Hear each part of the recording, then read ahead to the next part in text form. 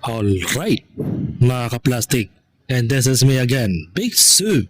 Right back at it again with another content. At isa na naman viral ang ating tatalakayin ngayong araw na ito o gabi sa inyong lugar. At tatalakayin po natin mga ka-plastic ay isang kwela na ating video ngayong araw na ito.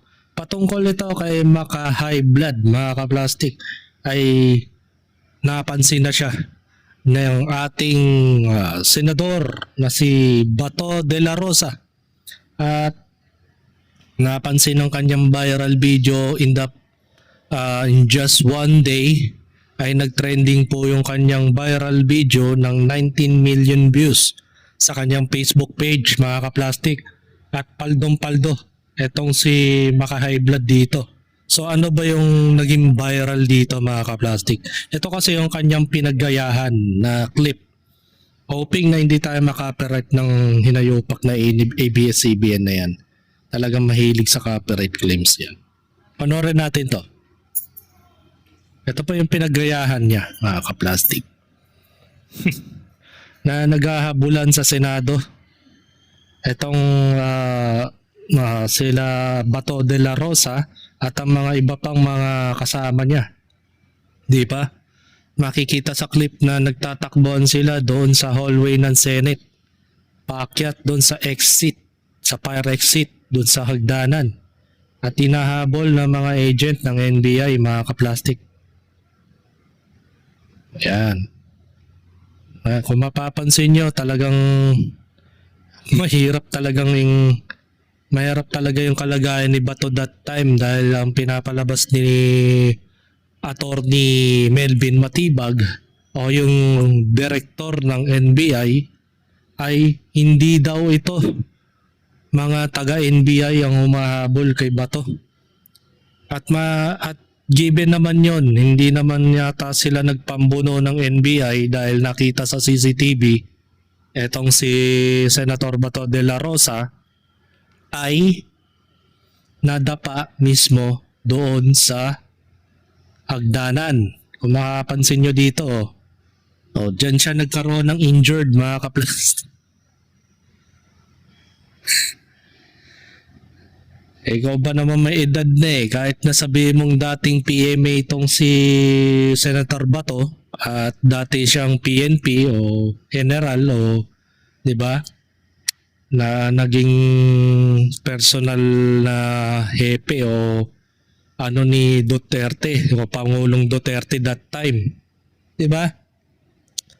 Ay pag nag-edad ng isang tao talagang hihingaling ka nga naman.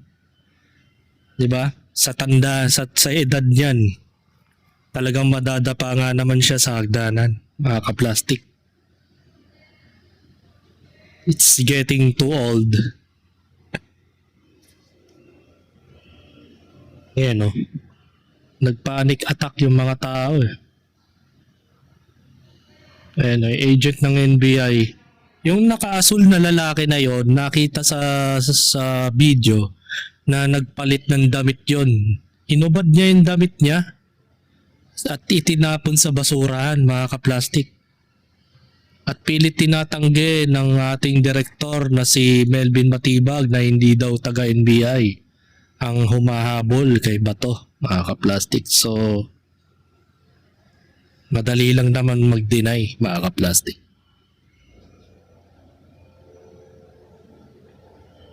Makikita ninyo sa video na yan talagang mabilis pa nga tumakbo si Bato. Diba? Physically fit kahit matanda na hinihingal pa nga yung tao. Ayan. Hindi na hingalin yung nakasol na lalaki. Tinapon niya yung damit niya doon sa garbage bin ng Senado. Nakita yun. Diba? Nakapasok pa siya. Diba? Ang bilis. Nakapasok pa siya dun. So yun. Ipapakita ko sa inyo mga ka-plastic yung sinasabi kong tinapon na damit, no? Base sa post ni Erwin Diplon Bustamante, etong boss, ba't mo tinapon yung sayang naman? Yung nakikita yung nakaasul na lalaki sa CCTV, ay tinapon niya yung damit niya sa garbage bin. Na sinasabi nila na hindi daw tauhan ng NBI yan, mga kaplastik. So tingnan natin yung comment section. Ang bilis naman nakabihis pero yung mukha kitang-kita sa CCTV. Para walang ebidensya pero ang damit kitang-kita kung saan tinapon, parang buhaya na nagpalit lang ng balat. Parang riding in tandem lang, bilis ng galawan. Sino yan? Piling Hunyango. Diba? Taga NBI yata yan, boss. Allegedly, NBI po yan. Yan ang sabi nila. Sabi nga nila, kaya nila mag-execute ng walang ebidensya. O, yun. Hearsay pa lang yan ng netizens na narinig din mismo sa mga tao dyan sa nakikita nila sa social media na kaya nilang mag-execute ng walang ebidensya. Kaya nga yung nangyari kagabi, noong May 13, ay nagkaroon ng komosyon sa loob ng Senado, mga kaplastik. Sobrang malala yung pangyayaring yun. Diba? Natakot ma-identify siguro. Oo, bihis agad. Taga-NBI yan. Allegedly. Nagpalit agad ng damit at tinapon niya sa trash bin yung kanyang damit na checkered na blue. Diba? Pinaglololoko tayo ng mga taong yan na pinipilit itanggi ng ating NBI director, mga kaplastik. At ito po yung sinabi niya hinggil sa pangyayari kagabi.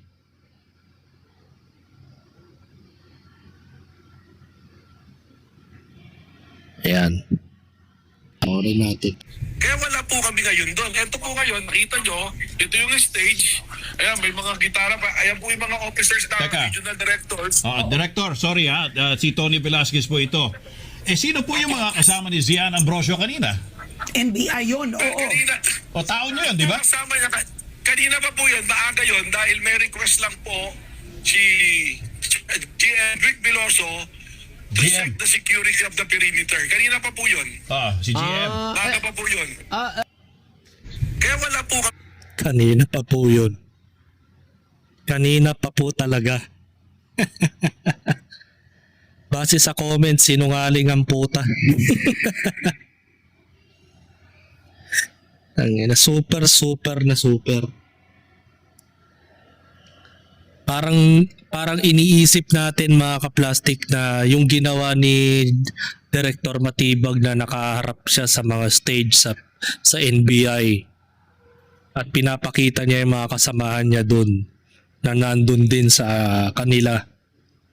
Diba? Isipin mo, napakarami ng mga tauhan ng NBI.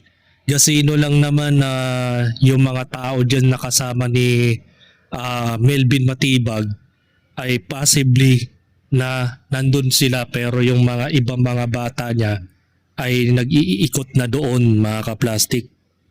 Diba? Diba? Sabi ni Chan Roaya, script is not scripting. Uli si Kumag. Ghost NBI yon. Sabi ni Rick Meds, kanina pa daw yon kasi maaga daw. So multo yung nandun. Galing magsinungaling. Diba? Kahit kailan talaga. Sila kasi yung doon. May logbook sa entrance ng Senate. Check nyo kung talagang nagsasabi ng totoo. Actually, maraming CCTV sa Senate. Imposibleng hindi nila na-trace yun, mga kaplastik.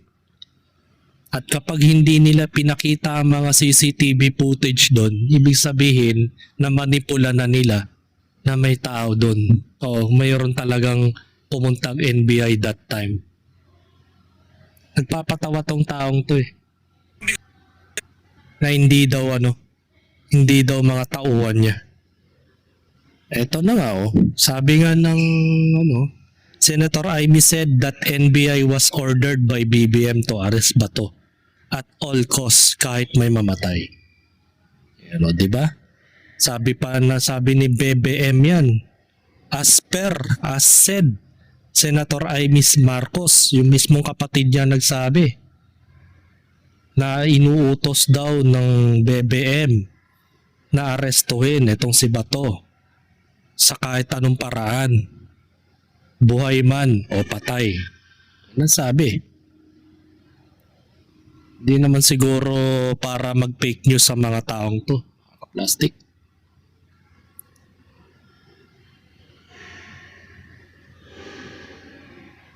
Tapos meron pang allegedly news about dito sa NBI na to. May nahuli na daw na NBI confidential agent. Ang boss daw niya ang nag-utos ay si Ate Bomediano ng NBI Transcrime, sabi ni Senator Raimi. So nagsisinungaling pala ang Pangulo. Ano pa ba may expect natin sa isang tao kung nagsasabi ba talaga ng totoo yan? Pero ang sabi ng NBI agent, inutusan daw sila personally and directly ni BBM. Arrest Bato at all costs, kahit sino pa ang mamatay, kahit sino pa ang madali, basta pasukuhin si Bato ngayon din. Nako. Ayun na nga.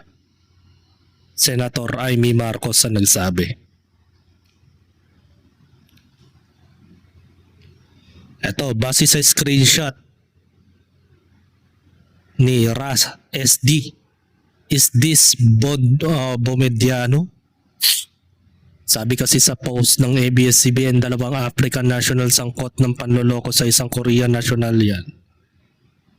Ito si Ate Jerome Bomediano, NBI.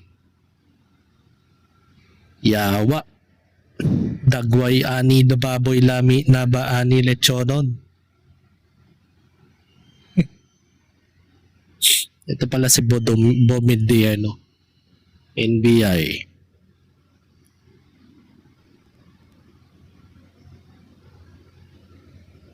Sabi ni Jing Carrion, sana dumating ang panahon na lahat tayo magkalakas ng loob at tapang na mag people power ulit. Yung mas malakas at mas malaki pa kaysa sa panahon ng EDSA. Another Marcos ang paalisin natin sa Malacanang. Diba? Tama yun. So yun.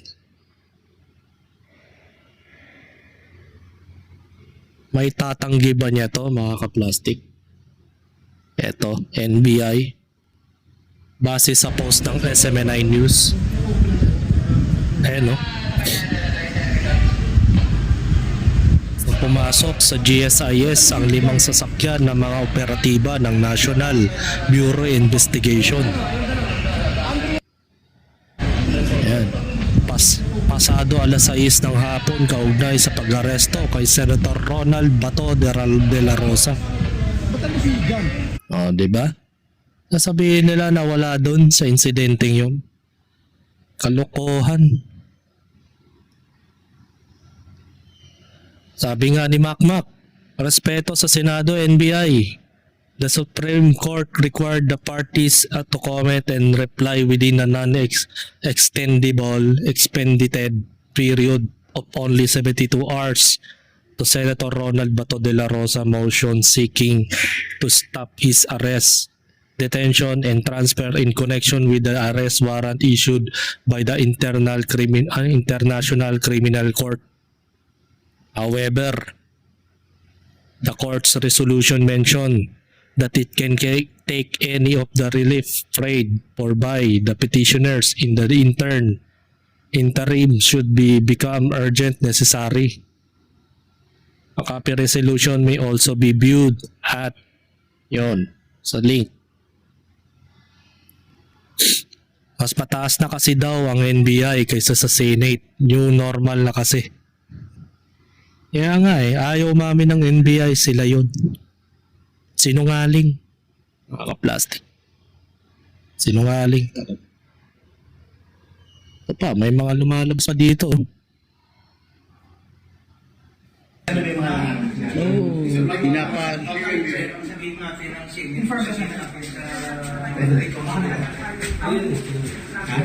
Sige, side natin na. Kaya nga, Barbarena oh. Sabihan ko siya, Sir Mark. Sir, ito Sir Mike, Sir Monching. Sir Monch, si Mike. Ay.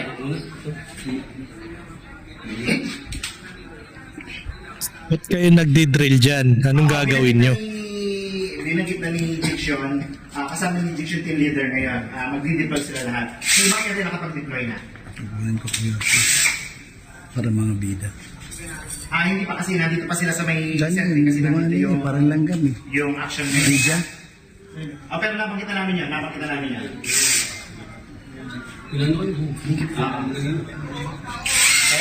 Kaya nga. Kasama namin yung NBA ngayon. Sige. Okay. Makapagsipa. Makapagsipa kung matamaan ka. Hindi na nila manan. Bakit Pinagmana naman naman nag-interview?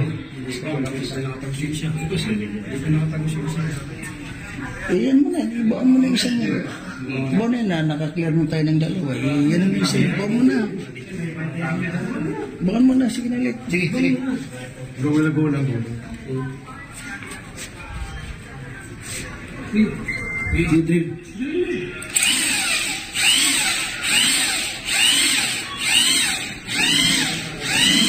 Nuts. Dinidrill nila, sinasara ba nila yan?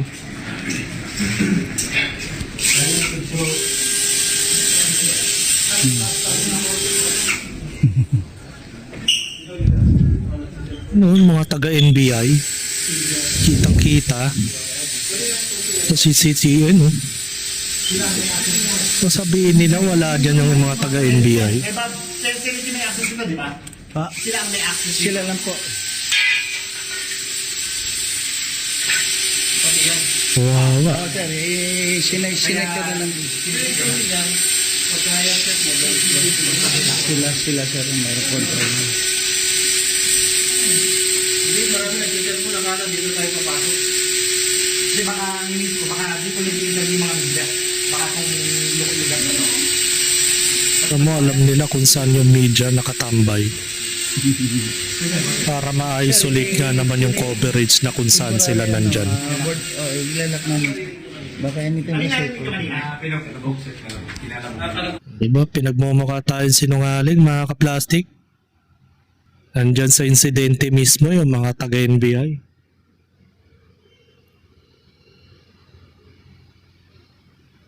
Sabi nga dito sa post ng BOBPH, GSIS nag-repair ng pinto with NBI agents.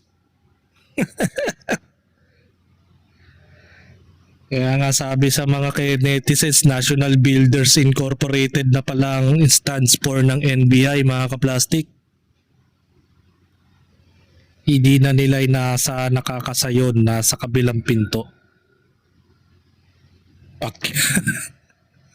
Pakyaw. Langya kayo. So yun, humaba ng aking opinion about dito sa NBI kasi napakasinungaling ng tao nila. At sinasabi nila na hindi daw, wala daw sa pinangyarihan ng komosyon na itong mga NBI agent mga kaplastik. So magtungo naman tayo sa kwela itong si Maka High Blood. Ito yung pinagayahan niya mga kaplastik.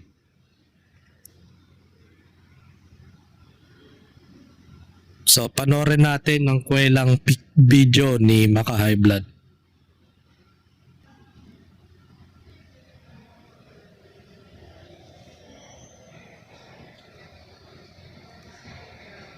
Pagulong-gulong pan.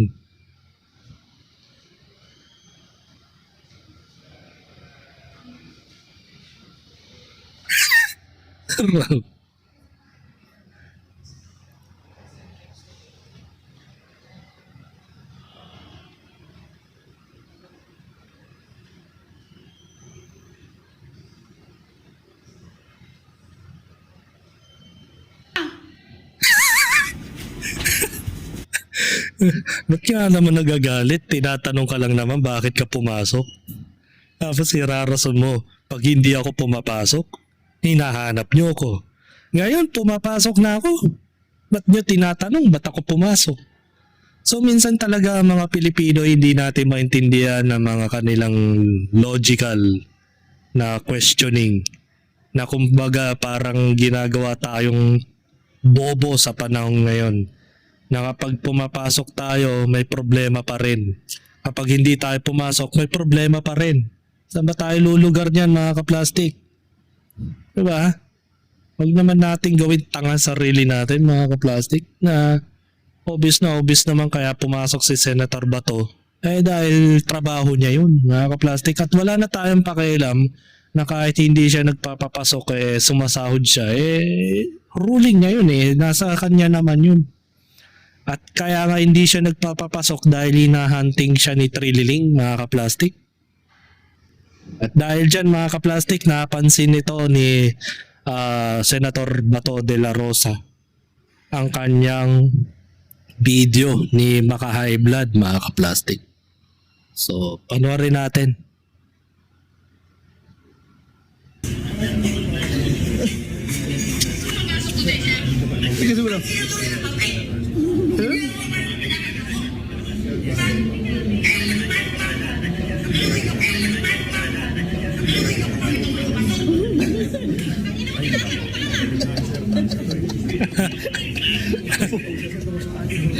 Ilang milyon ito? 19 million. Dahil sa akin, kumita ko yan. Sabi niya, dahil sa kanya, kumita ka, Nagkaroon ng parody tuloy si Maka High Blood. From the start pa lang ako, natawa na ako sa content ni Maka High Blood nung pinanood ko yan. Ay, kuha niya yung bulas ng katawan ni Bato Pati yung paghaakyat niya sa hagdanan kung paano siya na-injured Kuha. Pero ito yung comment ng mga tao dyan. Tawa-tawa pa yan pero ang sakit sa loob na ang legacy mo ay maging clown ng Senado at maging katatawanan. ICC is waving and for sure Trillanes will make your day. Di ikaw na. Talagang marami pa rin naniniwala kay Trililing, Di ko alam kung bakit. Sabi ni Dan Yap, tawan-tawa pero deep inside it's hurting and nahihiya yan. Hindi. Kasama na yan sa buhay ng isang politiko na may magpaparody ng kanyang mga nangyayari sa buhay. Hindi lang naman si Ronald Bato ang pinaparody ng mga taong bayan. Marami pang iba, mga kaplastik. Baga napaldo itong si Makay Blood, mga kaplastik.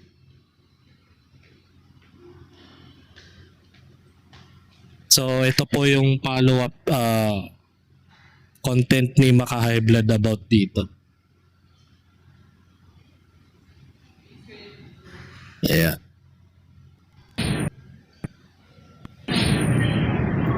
Tatakas na si Sen.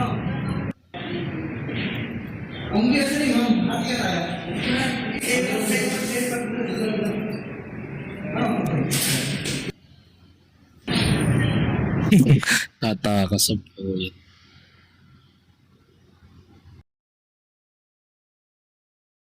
Dito. Sir, ba't po kayo tumakbo kapon? Bakit hindi ako tumakbo? Sabihin niyo, bakit hindi ako tumakbo? Ngayon tumakbo ako, sabihin niyo, bakit ako tumakbo? Sir, ba't po kayo tumakbo kapon? Bakit hindi ako... Ikli lang ng clip pero paldo yan. At nag-i-special guest na ngayon siya sa si Bato. Bumisita sa TV5 ang mga impersonators nila Vice President Sara Duterte, Senator Bato de la Rosa at dating presidential spokesperson Harry Roque ngayong Huwebes.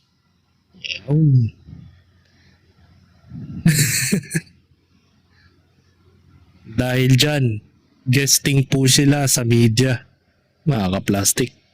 So, nakakatuwa lang isipin na kahit na sa matinding komosyon ng politika at nagkakagulo na talaga ang buong Pilipinas, ay meron pa rin talaga nagpapatawa. Talagang handa talagang gawing katatawanan ng politika. Ganun naman talaga, nakakatawa na talagang politika ngayon, mga kaplastik, hindi na nakakatuwa. Ginagawa na lang ng mga taong bayan, dinadaan na lang sa tawa para at the same time hindi na para aksayan pa ng panahon, dahil alam ng mga taong bayan na talagang kahit sino naman ang iboto, kung ang papalit naman ay mas malala pa dito sa mga taong nagnanakaw ngayon, eh wala rin, ganun talaga. Pero hoping naman, hindi na ako umaasa. Hoping pa. Umaasa pa ba tayo na mababago pa ang bansa natin? Malamang wala na. Abangan na lang natin na matulad na lang tayo sa India na kumakain na lang ng pagpag dahil sa sobrang hirap ng ekonomiya. Dahil mga magnanakaw rin ng mga officials nila dun eh. At nakapanood ko na rin yung mastermind content ni CJ Hero, mga kaplastik. At kung mapapanood mo yun, talagang makikita mo ang kahalagahan ng pera ng ating taong bayan. Kung paano nila winawaldas yun, kung paano nila pinapagulong yung sistema ng korupsyon. Ikinento ni CJ Hero yun, na talagang mayroon talagang matinding korupsyon na nangyayari na sa Pilipinas bago pa naluklok itong si Bongbong Marcos. Since 2019 o 2017 pa lang ay may nagaganap na talagang flood control ghost project na talagang sobrang garapalan na talagang pagnanakaw that time. Panahon pa ni Pinoy, mayroon ng ganyan. Kaya kung panonorin mo yung video na dinilit na pala ng YouTube, ang video ni CJ Hero, hey, search nyo na lang po sa Facebook, marami po dyan. May mga copy naman na, may mga ibang nagre-upload. Bahala na kayo kung paano ninyo iintindihin yung paliwanag ni CJ Hero doon. Sobrang matindi talaga ang korupsyon, hindi na talaga biro. So hanggang dito na lang ang aking opinion, and this is me again, Big Sue. Lagi nagsasabing ang mga plastic ay matagal mabulok dahil ang mga plastic ay toxic. Kaya, what's up mga kaplastic? And this is Combid, commentary video ng video live stream. Signing out. Alright. Mga kaplastik, kung nagustuhan nyo ang aking video, isubscribe nyo lang ang aking channel. At the same time, i-hit nyo rin ang notification bell at yung all para ma-notify kayo sa aking susunod ko pang video sa aking YouTube channel. Maraming salamat po mga kaplastik.